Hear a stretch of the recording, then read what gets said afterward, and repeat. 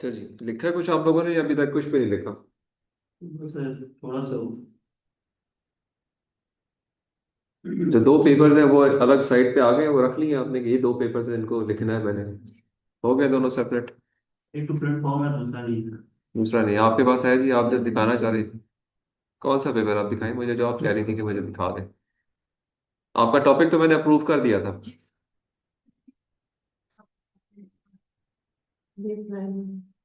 ठीक है।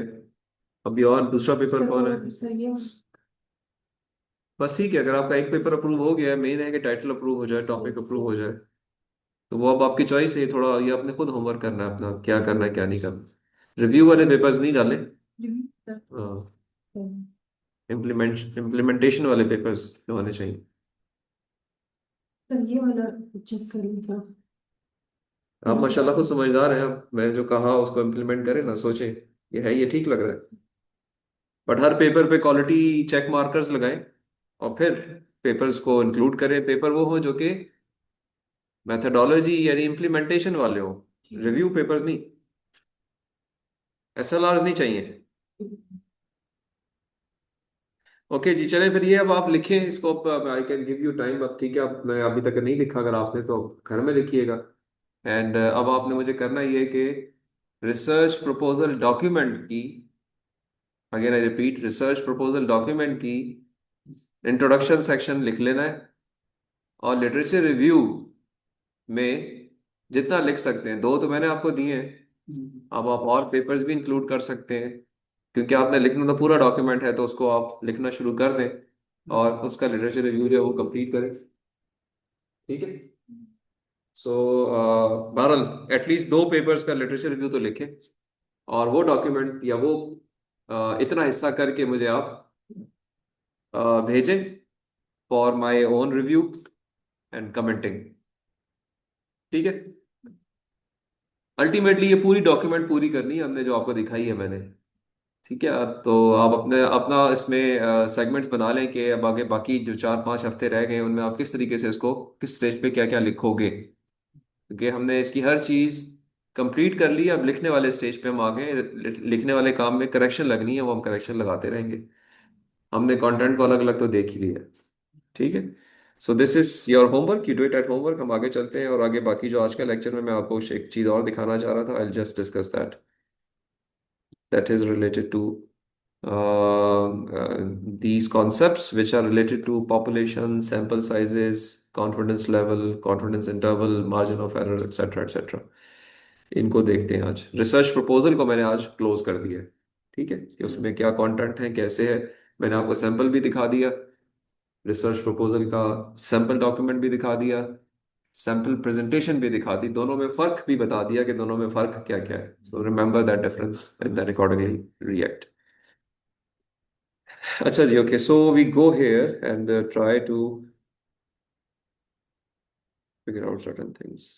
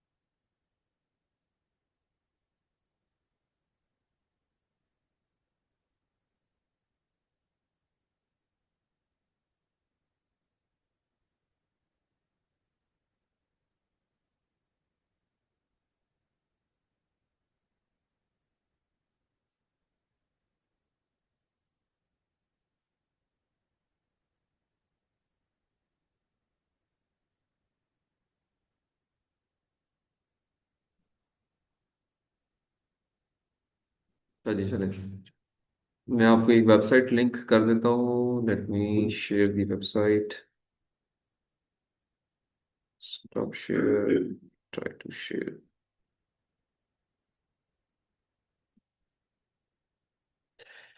अच्छा, सैंपल पॉपुलेशन और इसके रिलेटेड कॉन्सेप्ट पे आपको बहुत सारा कंटेंट मिल जाएगा, किताबों में भी और ऑनलाइन भी।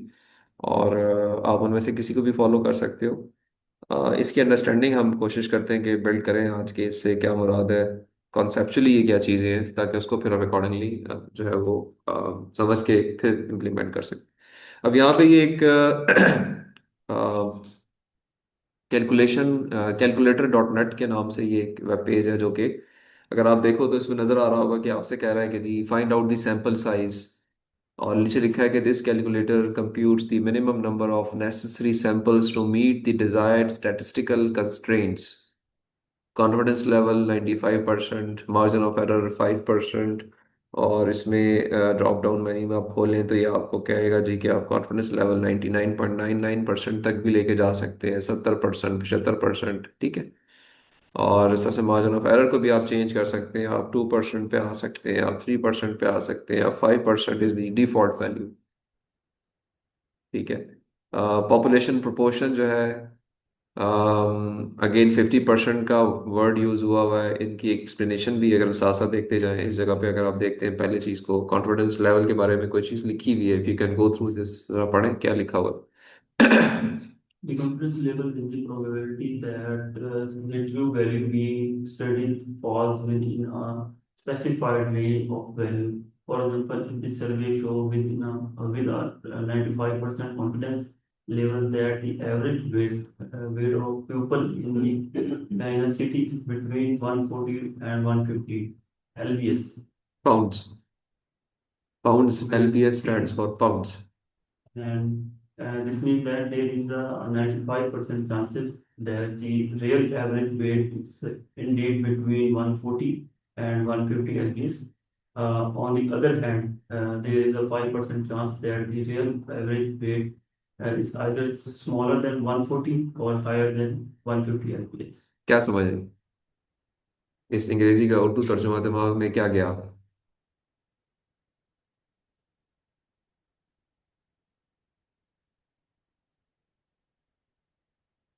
कॉन्फिडेंस लेवल उसका अच्छा चले, आप जो समझ आई थोड़ा थोड़ा रोक लेते। एक चीज याद रखें, जब सर्वेस किए जाते हैं तो सर्वेज में करने का मकसद क्या होता है कि इनके कुछ कंक्लूजन्स ड्रॉ होंगे सर्वे करने के बाद। और सर्वे किए जाते हैं कुछ वेरिएबल्स को चेक करने के लिए, ठीक है। लाइक जिस तरह यहाँ लिखा हुआ है कि जी एक खास रीजन के अंदर लोगों का एवरेज वेज निकालने के लिए एक सर्वे किया गया, ठीक है।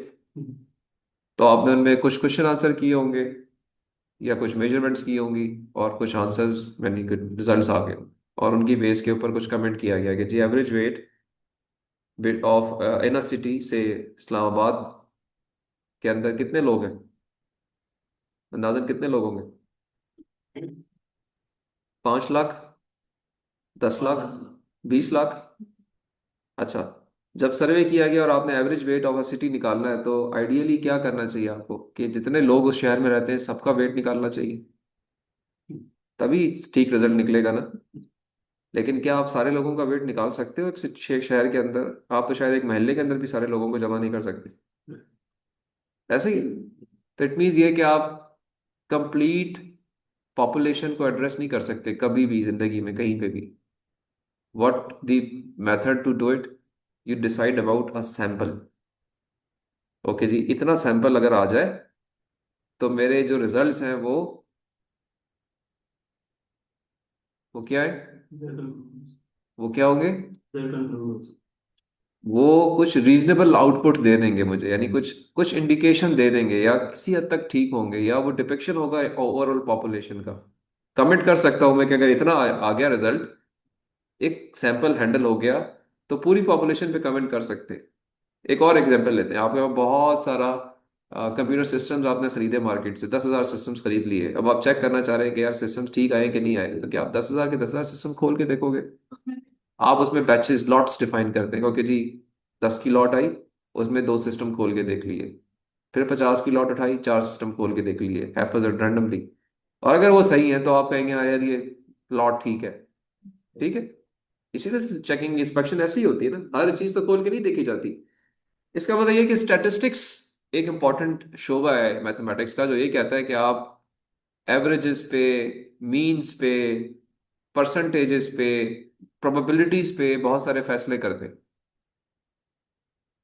ठीक है गुल, आपका नाम सुंबल गुल है। मेरी बात समझ आ रही है?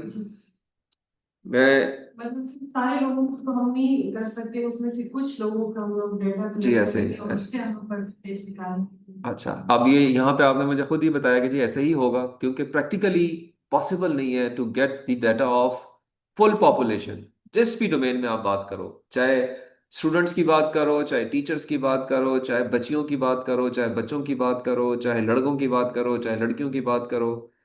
आइडियल क्या है मैथमेटिक्स? आइडियल तो ये है कि सबका डाटा आएगा तो कमेंट होगा। लेकिन ये आइडियलिस्टिक अप्रोच चलती नहीं है, पॉसिबल नहीं है, तो हम जाते हैं प्रोबेबिलिस्टिक अप्रोच के ऊपर। तो प्रोबेबिलिस्टिक अप्रोच कहती है कि आप पूरी पॉपुलेशन में से एक साइजेबल सैंपल ले लें। साइजेबल सैंपल ले लें जो कि उस पूरी पॉपुलेशन की रिप्रेजेंटेटिव हो। अगर वो डाटा कलेक्ट हो जाए, जो कि अगेन यहाँ पे इंपॉर्टेंट क्वेश्चन मार्क क्या है, sizable sample which can demonstrate the traits of the full population. यानी इतना कम सैंपल भी ना हो कि आपके कमेंट्स ठीक ना हो, इतना ज्यादा सैंपल भी ना हो कि फिर आप पॉपुलेशन पे ही चले जाए। तो आपने एक ऐसा नंबर लेना है जो कि पूरी पॉपुलेशन को रिप्रेजेंट कर रहा हो। तो इसका मतलब है कि सैंपल पे कोई फॉर्मूला लगना चाहिए। अगर 10,000 टोटल पॉपुलेशन है, 10 लाख टोटल पॉपुलेशन है, 10 करोड़ टोटल पॉपुलेशन है, तो उनका एक, उसके अंदर से सैंपल एक खास साइज का निकले और उतना साइज मिनिमम चेक हो, तो फिर आप कमेंट करेंगे हाँ जी अब जो डाटा निकला है, जो रिजल्ट्स आए हैं, आई कैन सेफली से कि ये बाकी सारी पॉपुलेशन पे एप्लीकेबल है। राइट। ओके, अब जब आपने ये काम करना है तो इसमें कुछ और मैथमेटिकल कॉन्सेप्ट्स आते हैं, लाइक उनमें एक चीज है कॉन्फिडेंस लेवल। सैंपल डिसाइड हो गया। अब सैंपल जो है वो भी तो आपने कुछ पहलुओं को मद्देनजर रख के डिसाइड करना है ना, तो उसमें एक चीज है कॉन्फिडेंस लेवल, कि इतना सैंपल हो कि जब उसके रिजल्ट्स आए तो आप कुछ कॉन्फिडेंस से कह सकें यार कि मुझे 95% कॉन्फिडेंस है कि ये जो डाटा आप मैंने जो जिसका आउटपुट निकली है ये ठीक है। तो ये इसने बात भी की कि जी एवरेज सिटी का उसने एवरेज वेट निकालना था, उसने कहा जी 140 से 150 पाउंड निकला है, और मैं 95% कॉन्फिडेंट हूं कि ये ठीक है। इट मीन्स के 5% मैं कॉन्फिडेंस नहीं हूं, वेट कम भी हो सकता है, वेट ज्यादा भी हो सकता है, क्योंकि सारा पॉपुलेशन चेक नहीं किया उसने। कॉन्फिडेंस लेवल 100% हो जाएगा तो क्या होगा? इसका मतलब आप सारी पॉपुलेशन चेक कर रहे हो। ठीक है। तो जितना ये नंबर आप कम करते जाएंगे, इसका मतलब ये है कि आप सैंपल साइज कम करते जा रहे हैं 70% पे, और कम सैंपल साइज चाहिए होगा। ठीक है। अच्छा, आगे आते हैं मार्जिन ऑफ एरर पे। पढ़े जी मार्जिन ऑफ एरर, आप जरा इस बैकग्राउंड से जरा इनको समझने की कोशिश करें, पहले इसको समझे जो पहले वाला पढ़ा था, दोबारा पढ़े इसको। The confidence level is the probability that the true value being studied fall in the specified range of value. For example, if a survey shows with a 95% confidence level that the average weight of the pupil in a city between 140 and 150 lbs. ठीक है। This means that there is a 95% chance that the real average weight is indeed between 140 and 150 lbs. On the other hand, there is a 5% chance that the real uh, average weight is either smaller than 140 or higher than 150. लिख हुई बात? Yes. ठीक है। तो ये है confidence level की story. आते हैं जी मार्जिन ऑफ एरर पे, अब इसको पढ़े। Margin of error of confidence interval is the way to express sampling error in a measurement or survey. For example, if measurement shows that the height of tree is the 10 plus minus 0.2 feet, the margin of error is the zero point 0.2 feet in absolute term, or zero point 0.2 divided by 1 divided by 10 is equal to 2% in relative term. Another example is if a survey shows that 5 plus minus 1% of people are vegans. Uh, सब्जी खाने वाले लोग हैं। the margin of error is 1% in absolute term of 1 divided by 5, the 125. The relative term use the relative percentage as the value of margin of error for this field. ठीक है। Yes. आपने जब सर्वे जब भी पढ़ते हैं तो आपको प्लस माइनस की टर्म्स नजर आती हैं वहां पे कि इतना प्लस इतना भी हो सकता है, माइनस इतना भी हो सकता है, तो वो मार्जिन ऑफ एरर होता है कि जी 10% तो मैं कंफर्म हूँ, 10 + -2% यानी 12% से 8% से 12% तक रिजल्ट जा सकता है। तो ये मार्जिन ऑफ एरर है। जितना मार्जिन ऑफ एरर ज्यादा होगा अगेन उसका इम्पैक्ट सैंपल साइज पे आएगा। ठीक है। सो अगर इसका मतलब ये है कि ये दो चीजें तो आपको किसी हद तक समझ आई। अब जब आप मुख्तलिफ केसेस अप्लाई करेंगे तो फर्दर और भी क्लियरिटी आएगी। पॉपुलेशन प्रोपोर्शन की डेफिनेशन पढ़ें। Population let proportion. Me note it down a bit. हाँ जी। A population proportion describes a percentage of the value associated with a survey. For example, if 33% of Americans have a bachelor degree, 33% is the population proportion of our survey regarding the bachelor degree is bachelor degree in USA as another example. When measured the height of a person, since there is an equal chance of the measured value being either higher or lower than the true value, the population proportion is the 50%.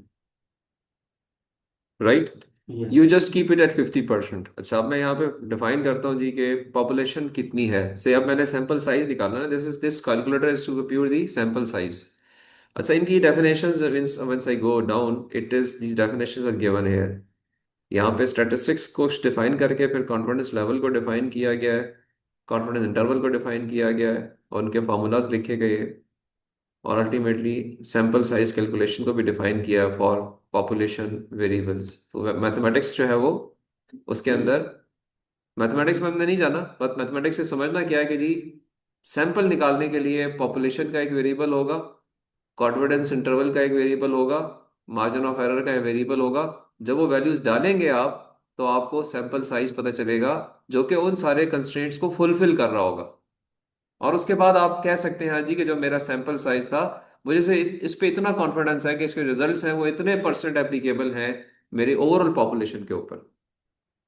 क्योंकि मैंने सारी population को नहीं consider किया, but with the given statistical terms I am confident that my results are applicable to the entire population with this plus minus error, +-2%, +-5%, and I'm confident कि मेरे results जो है वो 95% correct है। Right? So based on these things, we use the calculator. You just go back and need to see कि जी अब play around सी population size जो है वो आपको या तो पता होगा। आप लिखें जी कि मुझे मेरे जो पॉपुलेशन साइज है, मैं एक शहर पे काम कर रहा हूँ, शहर में 5 लाख लोग हैं। मैं टीचर्स पे काम कर रहा हूँ, 50 लाख टीचर्स हैं। मैं स्टूडेंट्स पे काम कर रहा हूँ, 1 करोड़ टीचर्स हैं, 1 करोड़ स्टूडेंट्स हैं। मैं 6 साल से 16 साल के बच्चों पे काम कर रहा हूँ, 2 लाख ऐसे लोग हैं। उन पे मैंने कुछ कलेक्शन करनी है, तो वैल्यू यहाँ डालेंगे आप। पॉपुलेशन साइज आपको सोचना पड़ेगा अपने प्रॉब्लम के परस्पेक्टिव से। राइट। अगर आपको नहीं पता तो इट मीन्स के बहुत बड़ी साइज है, you can just leave it blank as per the calculator. ठीक है। And if I now go and calculate से मैं कहता हूँ जी मुझे 95% कॉन्फिडेंस चाहिए जो एक डिफॉल्ट वैल्यू थी, 5% मार्जिन ऑफ एरर चाहिए, 50%। अगर आपको श्योरिटी नहीं है आप 50% का लफ्ज यूज करें और इसको कैलकुलेट करें तो ये आपको एक नंबर देगा। Sample size is 385। It says कि अगर आप 385 लोगों का डाटा कलेक्ट कर लें for any population which you do not know, जो लार्ज पॉपुलेशन है, तो आप जो डाटा आएगा वो आप उस पर 95% कॉन्फिडेंट हो सकते हैं और +-5% एरर उसके अंदर एग्जिस्ट करेगा। मैं ये वैल्यू बड़ी करता हूँ, मैं कहता हूँ ये मुझे जो चाहिए ना 99% कॉन्फिडेंस चाहिए अपने रिजल्ट्स के ऊपर, और मार्जिन ऑफ एरर भी मेरा जो है ना वो 2% होना चाहिए। And now I go and recalculate it. तो अभी सर मुझे इसमें बेटर एक्यूरेसी हमें तब मिलेगी अगर हम पॉपुलेशन साइज मेंशन कर दें, या फिर वैसे भी वो भी उसको भी हम एक्यूरेट कहेंगे? मैंने इसमें ये बताया राबिया कि आप अगर तो आपको पॉपुलेशन एग्जैक्ट पता है तो आप मेंशन करेंगे, बट अगर आप सर। ये कॉलम फ्री छोड़ देते हैं तो इसका मतलब ये होता है कि पॉपुलेशन जो है वो इनफिनिट है, लाखों में। इनफैक्ट अगर पॉपुलेशन आपकी 20,000 से बड़ी हो जाए तो it is considered as indefinite या अनलिमिटेड। 20,000 से ऊपर ये ऑलमोस्ट सेम नंबर देगा। You can try it out as well. से मैं यहाँ पे नंबर डालता हूँ 20,000, 40,000 डाले, ठीक है। और अब इसको कैलकुलेट करते हैं। अभी नंबर है 4161। तो ये देखिए नंबर जो है इसका चेंज हो गया अभी। मैं इस सर। नंबर को 4 लाख कर देता हूँ। मुझे पता चला कि मेरी कैलकुलेशन या मेरा जो पॉपुलेशन था 4 लाख लोग थे, और उनके लिए मैं 99% श्योर होना चाहता हूँ 2% मार्जिन ऑफ एरर के साथ। तो इफ आई गो देख, तो अब देखिए नंबर इसका 4,118 हो गया। मैं इसको 4 की जगह एक जीरो और बढ़ा देता हूँ। The number would not increase too much, it would almost remain same. 4156 हो गया। इट मीन्स के खास नंबर के बाद this probability calculation start taking the sample as indefinite number, unlimited number, and keep it same, because a sample size cannot go beyond a certain value. You have to be some specific number. You need to get some specific number. But you play around these variables, it will give you a number जिसके ऊपर आप फिर सर्वे करके comment कर सकते हैं कि हाँ जी अब मैंने एक प्रैक्टिकल नंबर भी ले लिया है, और उस प्रैक्टिकल नंबर पे जो मेरा सर्वे रिजल्ट्स आ रहे हैं वो उस पे मैं इतने परसेंट श्योर हूँ और इतने परसेंट ऑफ एरर के साथ काम कर रहा हूँ, जो कि एक रिसर्चर को समझ आएगी। यस, अगर आप इसको कहते हैं जी कि मैंने जो है वो 100% यानी सॉर्ट ऑफ इस पे जाना है, सो इट विल से कि जी ये मेरे से बियॉन्ड हो गया। लेकिन ये कि इसका सीधा सा आंसर ये है कि अगर आप हर चीज को 100% करना चाह रहे हैं फिर सारी पॉपुलेशन लें, बात खत्म हो गई। ठीक है। तो अगर 1% पे मैं जाता हूँ, तो ये देखें आपको अभी नंबर्स ने बहुत बड़ा कर दिया। 48,000 बंदे चाहिए आपको 4 लाख या 40 लाख लोगों को कमेंट करने के लिए। टोटल लोग 40 लाख हैं, उनके बारे में कोई बात करनी है तो एटलीस्ट 48,000 लोगों का सैंपल लेके उनसे रिजल्ट्स लें। फिर आप श्योर होंगे कि मैं 99.99% श्योर हूं with 1% of margin of error. Around उसका 7% पॉपुलेशन। तकरीबन इस वक्त ना बन रहा है। तो अगेन ह्यूज नंबर।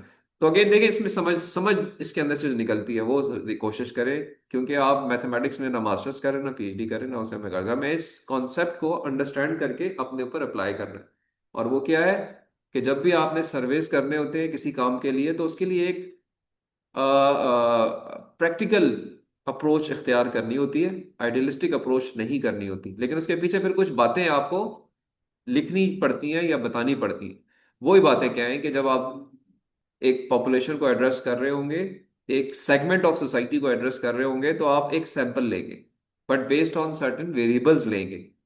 और जब वो वेरिएबल्स अप्लाई कर देंगे तो वो सैंपल साइज छोटा होगा, और फिर आप उनके रिजल्ट्स के ऊपर ये बात कह सकते हैं कि अब जो रिजल्ट्स मेरे आए हैं मैं उस पर इतना परसेंट कॉन्फिडेंट हूँ, और इतना एरर मेरे सिस्टम में फिर भी एग्जिस्ट कर रहा है। क्योंकि अगर हो सकता है कोई बंदा जाके वैसे ऑलराउंड कुछ देखे उसको कुछ और नजर आए, तो वो कहे जी आपका तो रिजल्ट कुछ और थे, मैंने 2 बंदों से बात की हो तो कुछ और कहते हैं। ठीक है। तो वो सारा कुछ आपके उस पर्टिकुलर मार्जिन्स के अंदर कवर्ड होता है, एंड दिस इज प्रूव या proven by the statistical theories. ठीक है राबिया, आपके सवाल का जवाब मिल गया आपको? सर। सर यस या sir no? Sir yes sir. हाँ जी। सर देखिए इस तरह से है अपना सुंबल के research is not limited to only coding and simulation. एक प्रैक्टिकल रिसर्च में एक्चुअल जो प्रोडक्ट डेवलप होती है, आप एक बड़े इकोसिस्टम का अंदर एक छोटा हिस्सा है। बड़ा इकोसिस्टम क्या है कि आप सारे के सारे हैं, एक प्रोडक्ट डेवलपमेंट के लिए आपको इन्वॉल्व किया जाता है। हर रिसर्चर को, हर एकेडमिशियन को क्यों रिसर्च कराई जाती है? हम एक इस पे एक लेक्चर आगे है कि we try to develop something. By developing means we are trying to develop a product. तो जब प्रोडक्ट डेवलप की जाती है तो वो उसके मार्केट सर्वेस किए जाते हैं ना। ऐसे तो नहीं आप बनाना शुरू कर देते कुछ भी कि जी मैंने यार आज मैंने एक वॉशिंग मशीन बनानी है जी क्यों बनानी है। वो भाई आप पहले जाके मार्केट में देखेंगे, लोगों से इंटरव्यूज करेंगे, पूछेंगे, प्रॉब्लम्स को आइडेंटिफाई करेंगे, फिर आप कहेंगे हाँ यार एक गैप एग्जिस्ट करता है इंडस्ट्री के अंदर, मार्केट के अंदर, लोगों की रिक्वायरमेंट्स के मुताबिक मुझे एक नई स्मार्ट वॉशिंग मशीन बनानी चाहिए। ठीक है। अब आप उसके बाद उसके सेगमेंट्स करके कोई काम आपको दूंगा, कोई काम किसी और को दूंगा, कोई काम किसी और को दूंगा, तो एक प्रोडक्ट की डेवलपमेंट उसकी कंसेप्शन से लेके उसके डिजाइन डेवलपमेंट और उसकी मार्केट में थ्रोइंग तक बहुत सारे काम हैं, जिसमें ये जो मार्केट एनालिसिस है या जो सेगमेंट्स की डिजायर्स हैं, ये एक रिसर्च डोमेन है जो कि शायद आप नहीं कर रहे होगे, एक मैनेजमेंट साइंस का बंदा कर रहा होगा, या बाज़ आप भी कर रहे होगे। आपने अपना काम करना है, आपने एक प्रोडक्ट बनानी है, आप साइंटिफिकली टेक्नोलॉजी लेकर आना चाह रहे हैं, तो आपका ही काम बन जाएगा। तो अगर आपको ये चीज़ पता नहीं है या ये कॉन्सेप्ट्स क्लियर नहीं है, तो फिर आप आए बाय शाही करोगे ना। अब आओगे कहोगे यार ये चाहिए, वो क्यों चाहिए, कुछ पता नहीं होगा। लेकिन अगर आपके पास मैथमेटिकल बैकिंग होगी जी कि मैंने इतने हजार लोगों को इंटरव्यू किया है, उनके क्वेश्चन आंसर किए हैं, और मैं इतना कॉन्फिडेंट हो गया हूँ, अब इतने एरर मेरे पास फिर भी एग्जिस्ट करता है, मतलब ये टर्म्स हैं इनको इस्तेमाल करते हुए, my answer to your query कि जी this is required because of this analysis which has been carried out by my team member and he has और she has given me this data. ठीक है। तो इसलिए रिक्वायरमेंट्स है। तो probably directly आपके इस रिसर्च पेपर में इसकी रिक्वायरमेंट नहीं है, या आपके टॉपिक में इस वक्त नहीं है, आपके में नहीं है। मैंने, अगर आपने कान खुले रखे हो, दिमाग खुला रखा हो, तो मैंने शुरू में एक बात की थी, मैंने कहा था कि स्कूल क्लास में सिविल इंजीनियर्स के स्टूडेंट भी हैं जो कि ऐसी रिसर्च करना चाह रहे हैं जिसके अंदर ये चीज़ इन्वॉल्व होती है। लेकिन ये कि आप लोग के लिए इक्वली एप्लीकेबल है। जहाँ जरूरत पड़ेगी, पता होगा तो कर लेंगे, नहीं पता होगा तो फिर फंसे रहेंगे। तो ये इस पर्सपेक्टिव से मैंने कवर किया। कोई क्वेरी है तो बताइए जी इसके अंदर, any question still you require. अब ये इस कैलकुलेशन को आप, वेरिएबल्स है ना, एक वेरिएबल एक तरफ रखें, दूसरा वेरिएबल दूसरी तरफ ले आए, तो दूसरा वेरिएबल मिल जाएगा। लाइक इसमें आप मार्जिन ऑफ एरर की कैलकुलेशन भी है कि आप 95% कॉन्फिडेंट होना चाहते हैं, सैंपल साइज 100 रखना चाह रहे हैं, और अब आप कैलकुलेट करते हैं जी कि मुझे मार्जिन ऑफ एरर बताओ, तो आप 9.6% एरर कर रहे हैं कम सैंपल साइज पे। मैं इसको कहता हूँ मैं 10 सैंपल ही ले सकता हूँ, अब बताओ।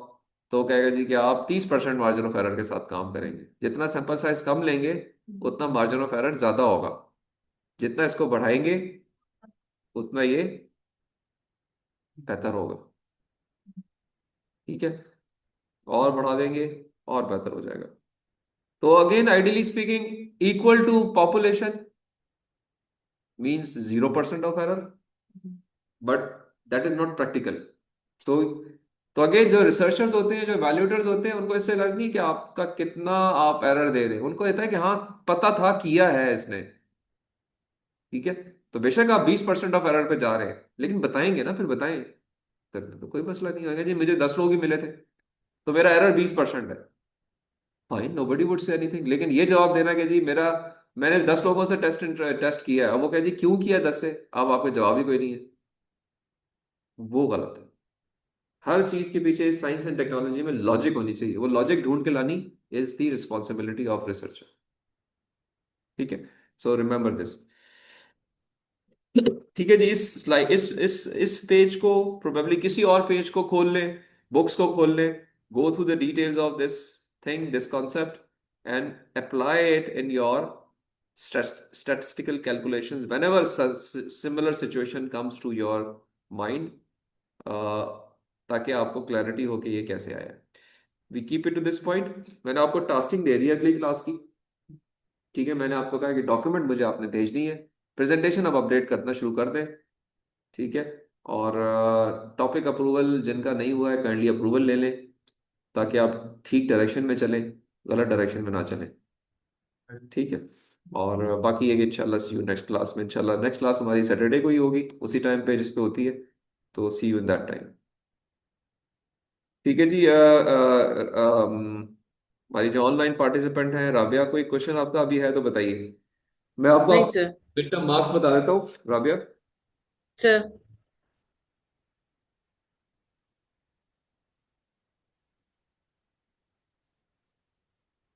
इनफैक्ट मैं रिपीट कर देता हूँ सबके लिए मार्क्स, जिन लोग देख सकते हैं क्लास में वो देख लेंगे। तहसीनुल्लाह के टोटल मार्क्स हमारे 25 थे highest. Tahseenullah is on 20। Misfar Jalal is on 23। Faisal Ishfaq is on 22। Huzaifa Huzaifa Musa, नाम इज थोड़ा सा सेकंड नेम इनका ठीक समझ नहीं आ रहा, हजीफा जो है इनके 21 है। सैयदा सुंबल 21। राबिया 24। मोइन सफदर 19। देख लीजिए। ठीक है जी, सो आई क्लोज दी सेशन। और कोई क्वेरी नहीं है तो see you in the next class जी। Thank you very much for your time. Sir